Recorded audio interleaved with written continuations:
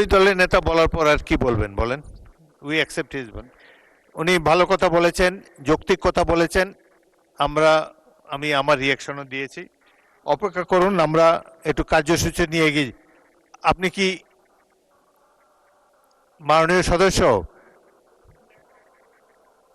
সদস্য আমি তো বললাম যে যদি মিথ্যা তথ্য থাকে সেটা আমি এক্সপাঞ্জ করব। আমি নিজেই সাক্ষী, আপনাদের গাজী নজরুল ইসলাম একজন মুক্তিযোদ্ধা, তার আগে রাজবাড়ী ডাক্তার আসজাদ একজন মুক্তিযোদ্ধা, উনি আগে এক সংসদে আমরা একসাথে ছিলাম, তিনজন মুক্তিযোদ্ধা ছিল সেই সংসদে।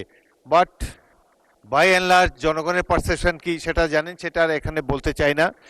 মাননীয় সদস্য, আমরা সকল তিক্ততা উপেক্ষা করে সামনের পথে চলতে চাই।